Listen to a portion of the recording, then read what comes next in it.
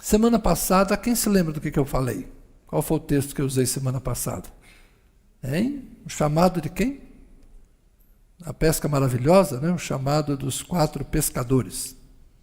E hoje eu vou falar sobre o outro chamado que a gente conhece no Novo Testamento, o chamado de Levi, o chamado de Mateus. É um texto que raramente é pregado, porque é um texto que tem elementos difíceis da gente confrontar. É um texto desafiador. O chamado de Pedro e André, melhor dizendo, os 2 irmãos, Pedro e André, Tiago e João, é um chamado seguido de uma pesca maravilhosa, né, que segue, aliás, uma pesca maravilhosa, é uma confissão bonita de Pedro, afasta-te de mim, porque eu sou pecador. É um texto que nos inspira, e esse convite do siga-me, não é?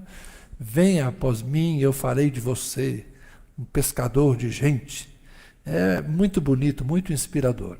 Mas o chamado de Mateus, ele está nos 3 evangelhos sinóticos, e é raro você ter um texto que está tão sincronizado como este nos 3 sinóticos. Porque ele indica o começo do ministério de Jesus a partir de Cafarnaum. Jesus digamos assim, se posicionando de forma mais recorrente em Cafarnaum. A base de Jesus se tornou Cafarnaum. Então acontece primeiro um milagre daquele paralítico que é trazido numa casa muito cheia e é descido por uma abertura que se faz no telhado. E quando aquele paralítico é posto diante de Jesus, Jesus fala: perdoados são os seus pecados. E as pessoas ficam incomodadas com isso. Começam a dizer: quem é este para perdoar pecados? Só Deus perdoa pecados. E aí Jesus, sabendo, o texto é bem claro, sabendo do que eles pensavam, diz assim: para que vocês saibam que o Filho do Homem tem poder para perdoar pecados, levanta-te, toma a tua cama e anda. Então, o assunto de perdoar pecados começa essa narrativa da presença de Jesus em Cafarnaum. E logo após isso, vem o chamado de Levi, ou Mateus, como nós o conhecemos, porque ele era um coletor de impostos, ele estava então na categoria daqueles que não eram bem vistos pelos judeus fariseus e frequentadores da sinagoga, não é? Então nós temos uma sequência interessante. Jesus perdoando pecados do paralítico, fazendo uma cura de uma forma um pouco diferente, depois ele convidando um publicano para segui-lo, indo à casa deste publicano e participando de uma refeição com os amigos dele, e aí Jesus vai ser criticado, nós vamos ler esse texto. Jesus vai ser criticado por essa atitude de comer com publicanos e pecadores. E por fim, na sequência, vem o texto sobre o jejum. As pessoas perguntam para Jesus por que os discípulos de João Batista e os fariseus jejuam e os discípulos de Jesus não. E esses 3 eventos, raramente isso acontece nos 3 evangelhos sinóticos, nós temos uma sequência perfeita, registrada igualmente nos 3 evangelhos. Por quê? Porque há uma correlação. É um assunto só. É um assunto só. Como nós nos vemos, como Jesus nos vê e o que Jesus veio fazer. É a missão de Jesus. Eu poderia ler em qualquer dos evangelhos. Poderia ler a versão de Marcos, que é a mais enxuta. Mas Mateus e Lucas fazem alguns complementos que são interessantes. Poderia ler a versão de Mateus, já que vamos falar da história dele, talvez a versão de Mateus fosse mais interessante. Mas vamos com Lucas mesmo, porque foi onde começamos semana passada. Evangelho de Jesus, segundo Lucas, vamos nos ater ao capítulo 5, verso 27. Marcelo, pode baixar um pouquinho o retorno para mim? Eu tendo a falar mais baixo quando o retorno está alto.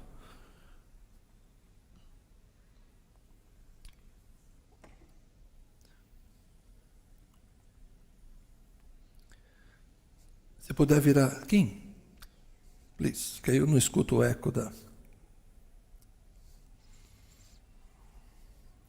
Nessa hora o Jorginho faz falta. Isso, só vira para mim. Isso, ou é essa aqui que está falando. Ah, por isso que está estranho. Botaram um trenzão aqui para mim. Então esquece. Deixa só nessa aqui, mas baixa um pouquinho para mim. Agora que eu estou vendo que está diferente o negócio aqui hoje. Vamos lá, Lucas capítulo 5, verso 27. Depois disso o quê? Da cura do paralítico, a que me referi. Depois disso, Jesus saiu. Saiu de onde? Da casa, onde ele fez o milagre. E viu um publicano chamado Levi, sentado na coletoria, e lhe disse: siga-me. Ele se levantou, deixando tudo, o seguiu. Então Levi lhe ofereceu um grande banquete em sua casa. E era grande o número de publicanos e outras pessoas que estavam com eles à mesa. Os fariseus e seus escribas murmuravam contra os discípulos de Jesus, perguntando. Aqui a ideia é que os fariseus falavam entre si, murmuravam, ficavam falando baixinho. Por que vocês comem e bebem como os publicanos e pecadores? Jesus tomou a palavra e disse: os sãos, os saudáveis, portanto, não precisam de médico, e sim os doentes. Não vim chamar justos e sim pecadores ao arrependimento. Vamos parar por aqui. As diferenças no texto são bem sutis e bem interessantes. Não é? Quando Jesus chama Levi, quando Jesus chama Mateus, parece, pelo texto aqui, que é um primeiro contato. A primeira vez que eles se viram, mas é pouco provável que seja isso. É mais provável que Levi trabalhava sempre naquele lugar, Jesus já havia passado por ali. É muito provável que Jesus já conhecesse Mateus. The Chosen trabalha essa ideia, né? Eu estou me referindo muito a essa série, porque é a série que muitos de vocês estão assistindo. E eu também vejo algumas vezes. O Evangelho não descreve toda aquela coisa envolvendo Pedro, os impostos, não. Aquilo é licença poética do cinema, ok? Mas é pouco provável que Jesus chegasse para um desconhecido e dissesse: siga-me. Ah, mas Jesus conhecia as pessoas. Sim, mas as pessoas tinham que conhecer Jesus. Ninguém deixa o que faz para seguir alguém que não conhece. Se havia em Jesus o poder de conhecer o coração das pessoas, não havia em Mateus a capacidade de também saber exatamente quem era Jesus, a menos que ele já estivesse inclinado a ser um discípulo de Jesus. O que é diferente aqui é a iniciativa de Jesus. Por quê? Porque é muito provável que Mateus não se sentisse à vontade para se juntar à tropa. Veja que Jesus já tem 4, pelo menos, conhecidos. Os 4 pescadores já estão juntos. Se a gente seguir o relato de João, é provável que Natanael já faz parte do time. É provável que Filipe já está com eles. É muito possível que o milagre de Caná da Galileia já tenha ocorrido e estes 6, pelo menos, já estavam sempre com Jesus. Não vou afirmar categoricamente que Mateus é o 7º, mas na lista dos encontros ele é o próximo, daqueles que temos textualmente descrito. Então, quando Mateus é chamado por Jesus, é muito provável que ele já gostaria de ter esta oportunidade. Mas por ser um publicano, por ser um cobrador de impostos, ele não era bem recebido pelos fariseus, ele não era bem visto pelos seus patrícios judeus, ele trabalhava para o Império Romano. Ele era um homem, então, sob suspeita. É pouco provável que Mateus tivesse a coragem de chegar para Jesus e dizer: mestre, eu posso ser um dos teus discípulos? A ideia interessante do texto é que a iniciativa é totalmente de Jesus.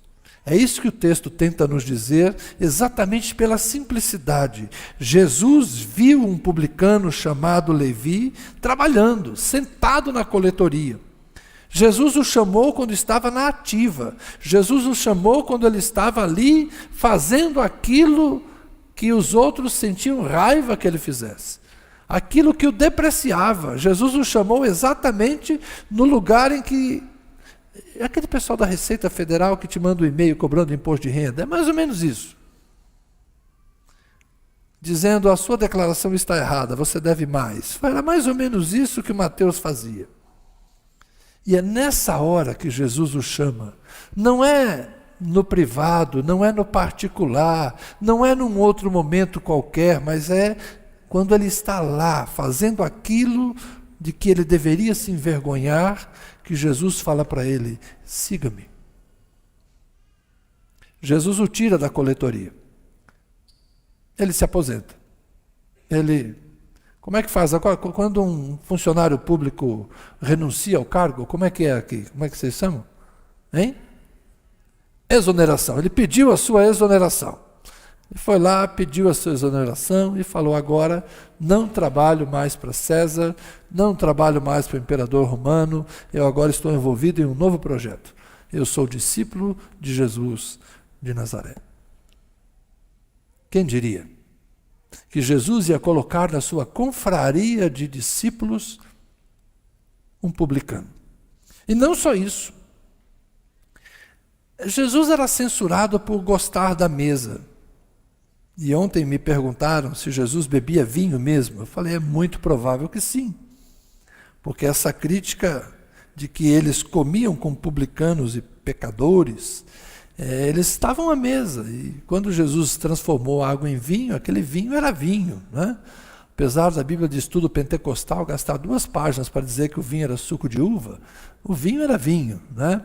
E Jesus, quando fez o milagre, deixou as pessoas beberem o vinho para a festa. Então eu não vejo como negar o fato de que Jesus estava junto com eles, comendo e bebendo com eles. Onde? Na casa de Levi. Jesus não só convida Levi para segui-lo, mas Jesus começa a se hospedar na casa de Levi. É muito provável que a base de Jesus em Cafarnaum tenha sido a casa de Mateus. Jesus passou a morar ali, é o que se suspeita. E os publicanos começaram a ir à casa de Levi para estar com Jesus. Interessante que Lucas é diferente, né? Lucas fala assim, ofereceu um grande banquete em sua casa, era grande o número de publicanos e outras pessoas que estavam com eles à mesa. Lucas usa outras pessoas. Marcos fala assim, e era grande o número de publicanos e pecadores. Usa um adjetivo depreciativo, pecadores. Mateus replica Marcos e diz, era grande o número de publicanos e pecadores. Mas Lucas não chama essas pessoas de pecadores. Ele não usa o mesmo adjetivo. Era grande o número de publicanos, uma profissão, e outras pessoas que estavam com eles à mesa. Os fariseus e seus escribas murmuravam contra os discípulos de Jesus, perguntando, por que vocês comem e bebem com publicanos e pecadores? Quem chamou de pecadores? Os fariseus e seus escribas. Interessante que em Lucas é os fariseus e seus escribas. Não são escribas e fariseus, são os fariseus e seus escribas. Por que fariseus e seus escribas? É porque a maior parte da população não sabia ler naquela época. Então eles contratavam os escribas para ler um contrato, para ler um texto religioso. Os escribas é que serviam de intérpretes para as pessoas entre o texto e o indivíduo que estava lá. Os discípulos de Jesus foram chamados de idiotai e agramatai. Agramatai, não letrados, possivelmente analfabetos. É muito provável que boa parte dos seguidores de Jesus não soubessem ler. Por isso que lá no no julgamento de Jesus, aliás, quando eles conspiram em João, os sacerdotes falam assim, essa plebe, essa gentalha aí, lembrando do Kiko, né? Essa gentalha não sabe nada da lei. Porque as pessoas não tinham acesso ao texto, eles não sabiam ler. Eles falavam aramaico, a lei estava escrita em hebraico ou em grego. Eles não eram versados em nenhuma das duas línguas. Então a grande massa do povo não tinha acesso aos textos, dependiam dos escribas.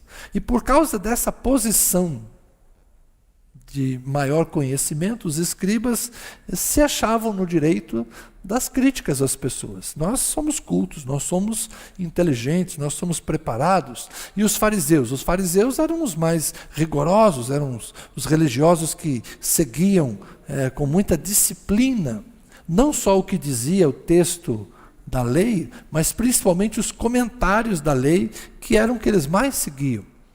Os fariseus eram mais pautados pelas tradições e pelos comentários da lei do que pela própria lei em si. A lei em si, gente, é pequena. O Antigo Testamento é pequeno, comparado com o grande volume de escrituras que se produziram a respeito da lei, já nos dias de Jesus. Vinícius contou uma história uma vez, que alguém foi lá numa universidade dos Estados Unidos e entrou numa biblioteca, foi lá no andar, foi no segundo andar, falou, onde é que está a área sobre a teologia de João? Aí a pessoa disse assim, não, todo esse andar aqui é sobre João. Peraí, como é que pode, né? Como é que pode você ter uma sala cheia de coisas, cheia de livros? Não, tudo que você está vendo aqui é escrito sobre João. Então, na verdade, a gente tem muitos livros escritos sobre um único livro.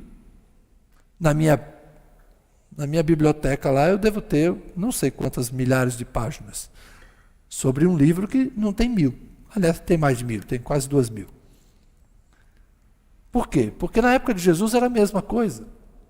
A lei era pequena, mas os comentários eram muito grandes. Os fariseus viviam nessa questão. É por isso que quando Jesus está comendo na casa de Mateus, ele é criticado. Por quê? Porque as pessoas que estão com Jesus, uns trabalham para os romanos, são publicanos, e outros são pecadores.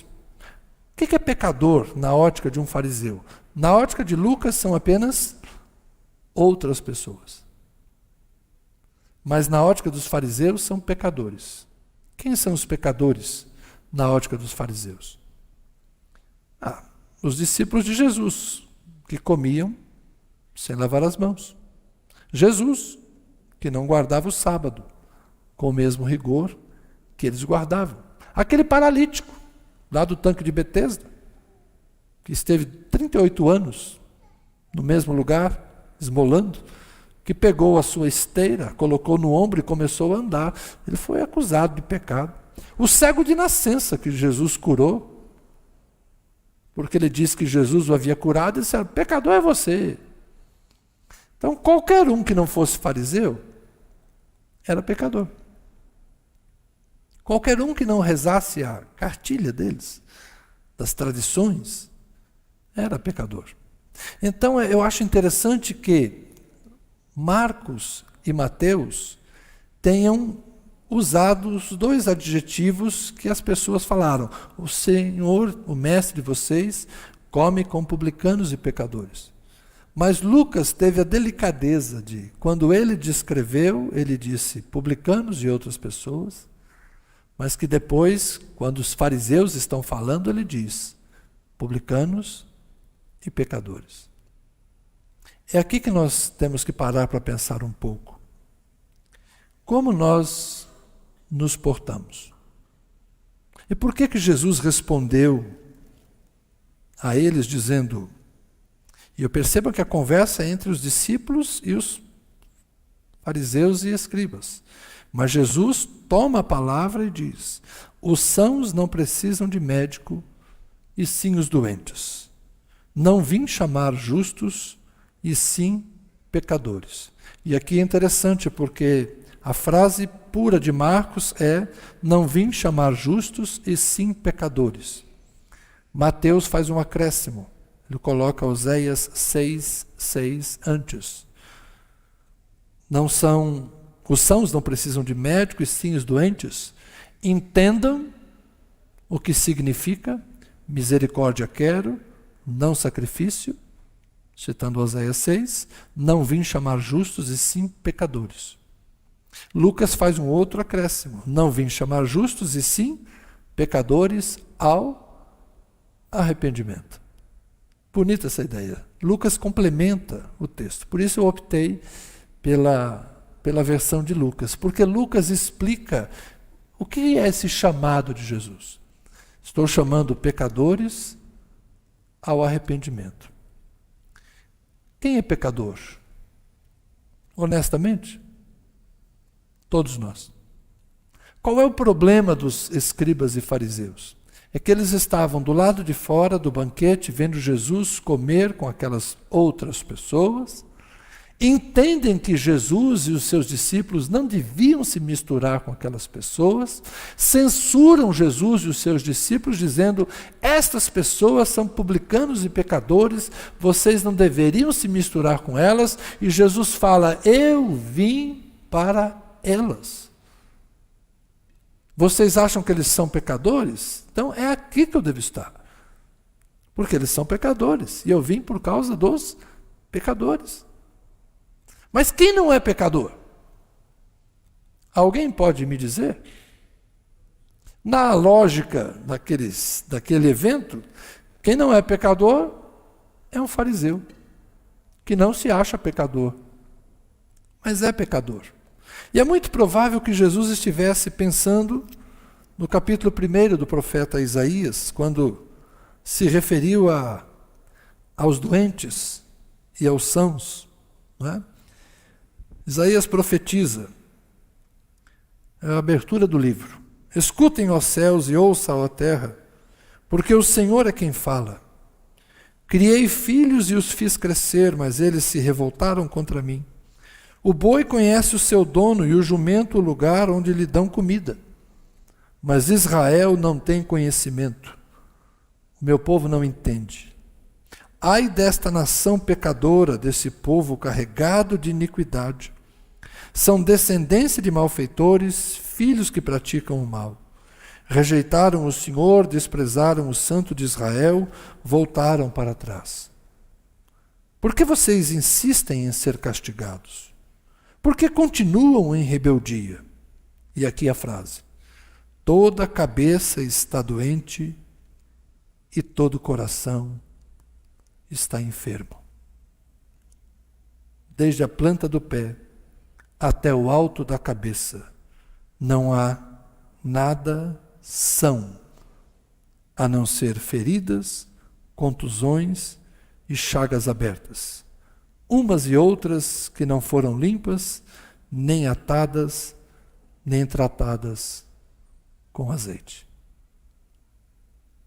Jesus veio para este povo, para este Israel, para gente que foi feito por Deus, foi gerado no ventre de Sara, no ventre estéril de Rebeca, e parte deles no ventre estéril de Raquel.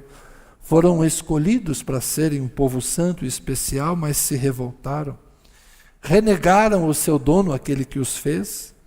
Não tinham conhecimento de Deus. Uma nação pecadora, carregada de iniquidade, descendência de malfeitores que praticam o mal. Ou seja, geração após geração, Israel agiu mal. E eles estavam o quê? Doentes, enfermos, dos pés à cabeça. Jesus veio para eles. Eu vim para os doentes. Eu não vim para os sãos. E quem é doente naquele Israel? Todos. Mas quem se achava doente? Os publicanos e pecadores. Havia mais humildade, havia mais quebrantamento, havia mais possibilidade de cura no Mateus, que deixa a coletoria para seguir a Jesus. O texto fala que os amigos de Mateus e outras pessoas se juntaram a eles no banquete porque queriam ser discípulos de Jesus. Um dos evangelhos vai dizer que essas pessoas o seguiam. Ou seja, havia no coração desses publicanos e outras pessoas chamadas pelos fariseus de pecadores o desejo de seguir a Jesus. Mas havia no coração dos fariseus o desejo de apenas criticar Jesus. Percebam, portanto, que a religião dos fariseus, por mais que fosse inspirada na lei, por mais que fosse referendada pelas tradições, pelos comentários e pelo que os rabinos ensinavam, aquela religião, conforme Isaías diz, não produzia conhecimento de Deus. Eles não conheciam a Deus. Hoje pela manhã nós fomos lembrados na nossa sala de EBD, que é muito desafiadora.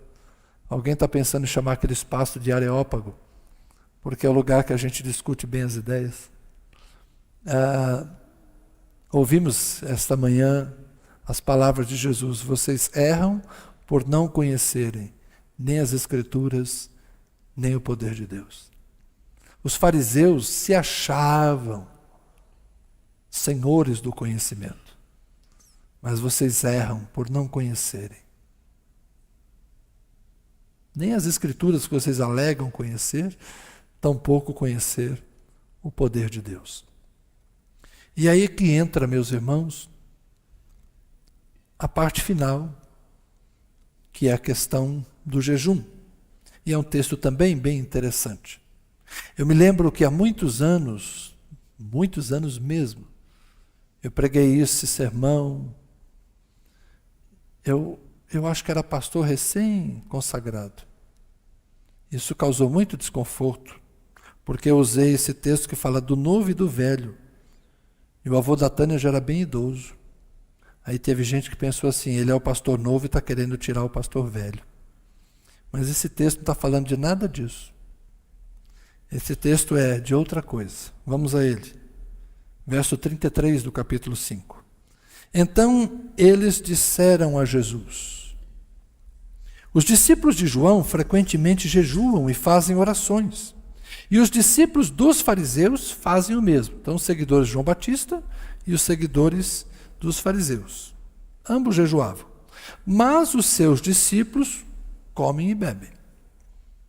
Jesus, porém, lhes disse: será que vocês podem fazer com que os convidados para o casamento jejuem enquanto o noivo está com eles? No entanto, virão dias em que o noivo lhes será tirado e naqueles dias eles vão jejuar. Então Jesus está falando que os seus discípulos estavam sendo liberados do jejum cerimonial porque eles estavam em companhia do noivo, como que numa festa. Jesus está usando uma analogia com eles. Você pode, numa festa de casamento, pedir para os convidados jejuarem? É um desrespeito com o noivo. Então, na festa de casamento, a gente vai para comer. Não é por isso que você vai na festa de casamento. A gente vai para comer, né? A gente vai para orar, abençoar o casamento do irmão. Mas, no fundo, a gente quer comer mesmo. Barriga quentinha, barriga cheia e coração quentinho, certo? Então, a gente vai lá para comer. Então, Jesus fala: não tem jejum na festa. Mas vai chegar o dia em que eles terão que jejuar, quando Jesus não estivesse com eles. E aí Jesus propõe uma parábola, também lhes contou uma parábola. Ninguém tira um pedaço de uma roupa nova para colocar sobre roupa velha, pois se o fizer, rasgará a roupa nova, e além disso, o remendo da roupa nova não combinará com a roupa velha. E ninguém põe vinho novo em odres velhos. O odre, para quem não sabe, é um vasilhame de couro. É feito com couro de animal e, portanto, o vinho fermenta ali dentro. Se o couro já tiver sido usado outras vezes, ele vai estar ressecado e ele vai se romper num novo processo de fermentação. Por isso, ninguém põe vinho novo em odres velhos, porque se fizer isso, o vinho novo romperá os odres. O vinho se derramará e os odres se estragarão. Pelo contrário, o vinho novo deve ser posto em odres novos, e ninguém, tendo bebido o vinho velho, prefere o novo, porque diz: o velho é excelente. Jesus está dizendo, o que eu venho ensinar, o que eu venho fazer, o evangelho não cabe na lei de vocês. É isso que Jesus está dizendo. O evangelho é o odre novo. A lei é o vinho novo. O evangelho é o vinho novo. A lei é o odre velho. Não dá para colocar o vinho novo nessas coisas que vocês fazem. Esses jejuns que vocês fazem, havia os ritos de jejum em favor do templo e em favor de Jerusalém. Eu já expliquei para vocês mais de uma vez que Jesus tinha sérios problemas com a religiosidade de Jerusalém. Jesus sabia que aquilo ali não ia durar muito tempo. Jesus lá adiante vai profetizar, não vai ficar pedra sobre pedra. Então Jesus não tinha interesse em trazer o evangelho para dentro do judaísmo. Até que se tentou durante um tempo remar nas duas canoas. Esse é assunto para a nossa classe de amanhã. Quem puder, vem. Alguns tentaram durante um tempo manter a circuncisão, manter a lei. Atos capítulo 15. De modo nenhum vocês serão salvos se não observarem a circuncisão e não guardarem a lei de Moisés. Quem disse isso? Fariseus convertidos a Cristo onde? Na igreja de Jerusalém. Esse sistema religioso não morreu no dia que Jesus morreu. E a coisa não ficou nova no dia que Jesus ressuscitou. Não, esse sistema religioso continuou ali. O templo só foi destruído no ano 70, 35 anos depois da morte de Jesus. E houve quem, depois da destruição do templo, ainda ficasse tentando remendar as coisas. Aí vem o autor de Hebreus e vai dizer, ei, Jesus é melhor que Moisés, Jesus é maior do que os sacerdotes, Jesus é maior do que a lei, Jesus está num tabernáculo eterno. Não faz sentido ficarmos ainda andando nos velhos rudimentos. Quando você vê a Bíblia toda, você percebe como foi difícil para o cristianismo romper com essas tradições e essas amarras que eram impostas pelo farisaísmo. Os fariseus que se converteram queriam, vou inventar um adjetivo aqui, faraizar os outros. É complicado. Quem rompe com isso? O fariseu dos fariseus, Saulo de Tarso, que vai dizer a justiça humana por meio da lei é trapo de imundícia. É aquilo que as mulheres usam entre as pernas quando estão menstruadas. Esse é o valor da justiça que procede da lei. Nós somos salvos pela graça, mediante a fé. Isso não vem de vocês. Isso é dom de Deus. A ruptura vai ser tão difícil que Paulo vai escrever aos Gálatas: quem é que está fazendo vocês andarem para trás depois de terem conhecido a liberdade? Foi para a liberdade que Cristo vos libertou. Por que vocês estão de novo deixando-se escravizar? Portanto, meus irmãos, no dia que Jesus disse isso, eu trago um vinho novo. Não vou colocar num odre velho. Não foi fácil para aqueles discípulos judeus romperem com aquilo. É a tradição deles. Eles foram criados assim. Ah, mas a obra do Espírito Santo, o Espírito Santo entrou? Sim, eu sei. Mas mais do que eu sei, o Espírito Santo sabe como a gente é casca grossa e como a gente é difícil. Como a gente resiste ao Espírito. Como a gente torna difícil aquilo que Deus poderia fazer facilmente no nosso coração. E por quê? Porque nós não entendemos até hoje a parábola do filho pródigo. Porque a parábola do filho pródigo, a parábola das moedas e a parábola da ovelha perdida, são as três parábolas de Lucas capítulo 15, dizem claramente: há mais festa no céu por um pecador que se arrepende do que por um justo, do que, aliás, por 100 justos que não necessitam de arrependimento. O que Jesus está dizendo com aquilo? Não é que existem justos que não precisam de arrependimento. Não é isso que ele está dizendo. Ele está dizendo que quando as pessoas se acham justas e pensam que não precisam de arrependimento, elas não produzem nenhuma alegria no céu. Mas o que realmente produz alegria no céu é quando alguém admite que é um pecador e se arrepende. Por isso nós precisamos enfrentar o pecado. Mas enfrentar o pecado com arrependimento. Os nossos pecados. Porque todos nós somos pecadores. Nós não devemos nos comportar como os fariseus. Nós não devemos nos comportar como os escribas que apontam os dedos e dizem, eles são pecadores.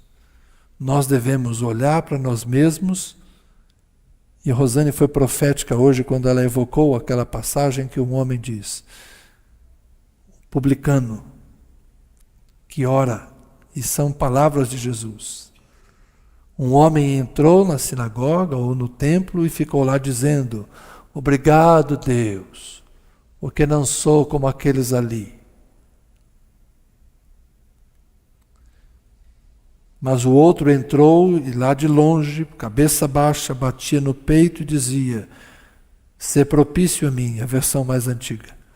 Ou, na versão mais moderna, tem compaixão de mim, Senhor, porque eu sou pecador.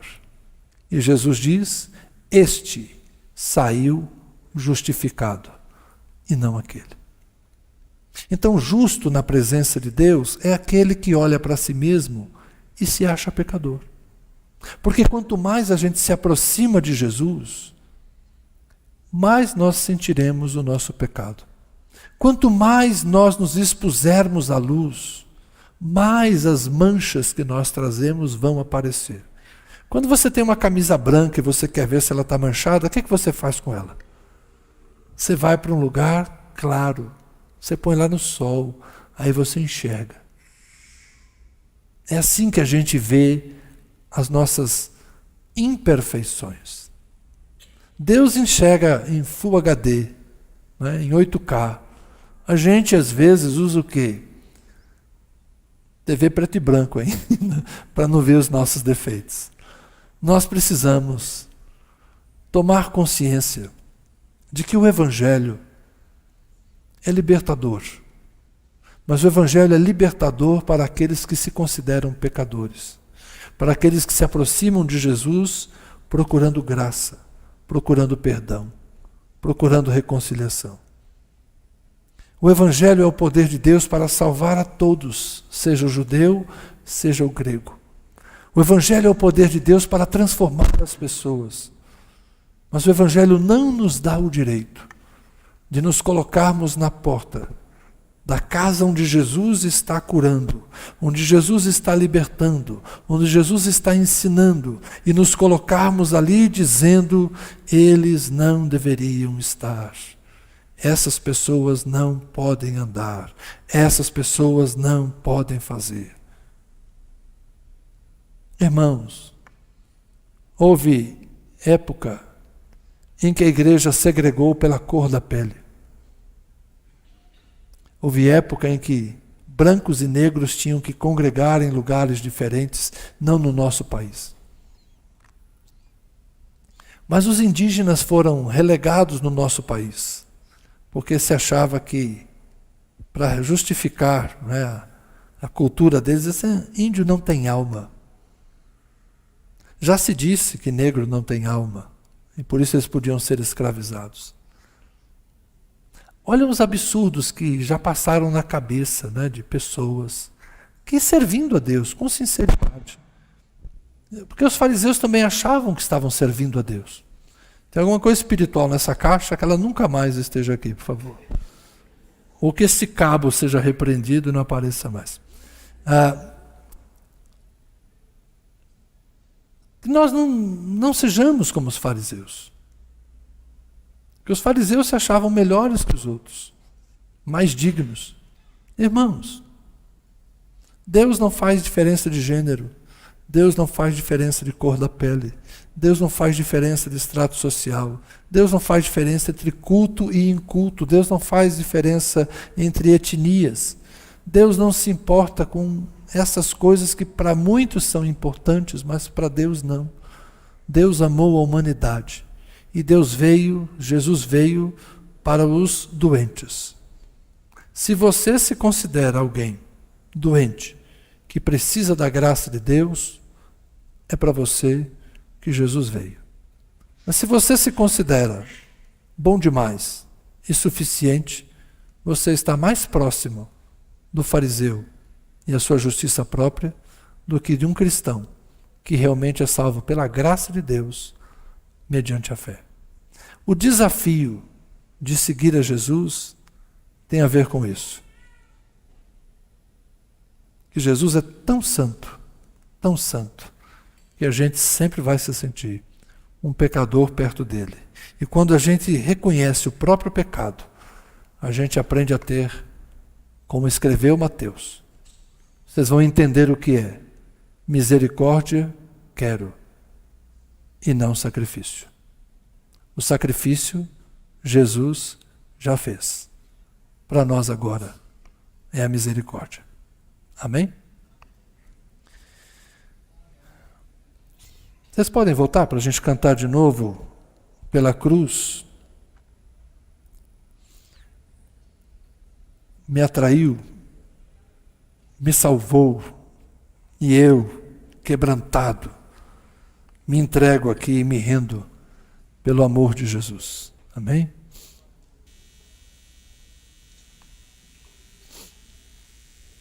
Amém? Cadê os músicos? Chama a turma. É o problema dos pregadores e os músicos. Vamos orar. Senhor, diante da Tua palavra e diante da Tua pessoa, Jesus, cheio de graça e misericórdia, nós podemos nos aproximar. Como Mateus, nós somos convidados a seguir a Jesus. Como Mateus, nós somos convidados a deixar a nossa ocupação, que é impeditiva para o discipulado, para abraçarmos o Senhor.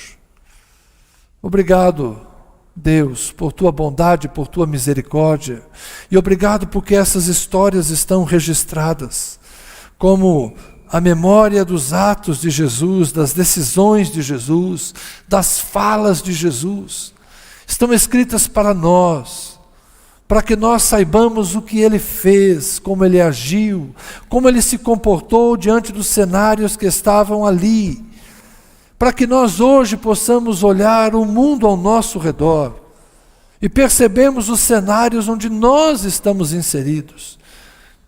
E olhando para Jesus, e olhando para a realidade que nos cerca, nós possamos nos aproximar do Espírito de Cristo, do coração de Cristo, da vontade de Cristo.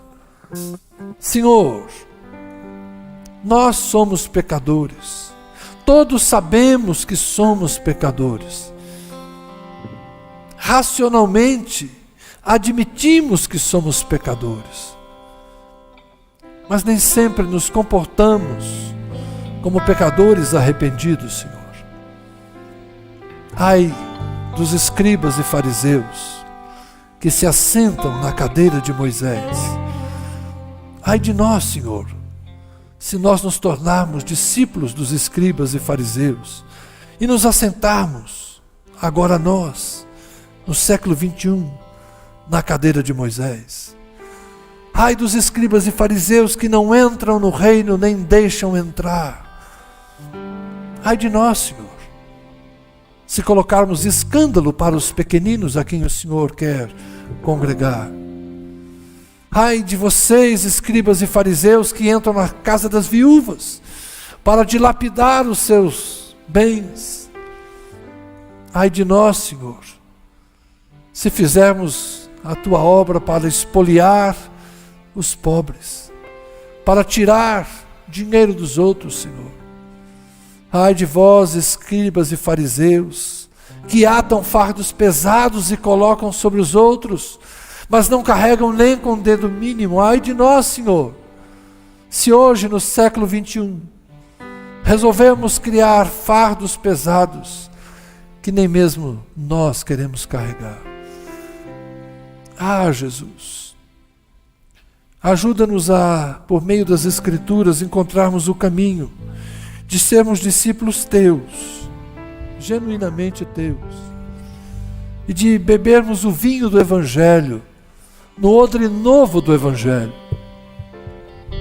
Vivemos a nova aliança, firmada no sangue do Cordeiro, e vivemos a plenitude do Espírito, Senhor, que é dada sem medida a todo aquele que buscar.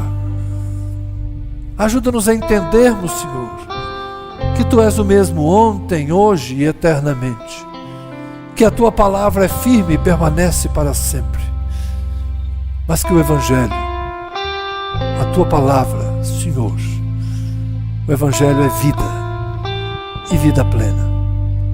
Que nós possamos nos arrepender, nos converter a Ti e, como Mateus, deixarmos o pecado para Te seguir. E como os fariseus, que nós possamos deixar a hipocrisia, deixarmos a arrogância, deixarmos a prepotência e nos humilharmos diante do Senhor, que nos conhece por dentro, que vê tudo, sabe quem somos, sabe o que fazemos, sabe o que pensamos, sabe o que sentimos. Senhor, que apesar de tudo isso, nos ama verdadeiramente. Obrigado, Senhor, pela graça que nos alcançou, imerecida, mas ela nos alcançou. Amém.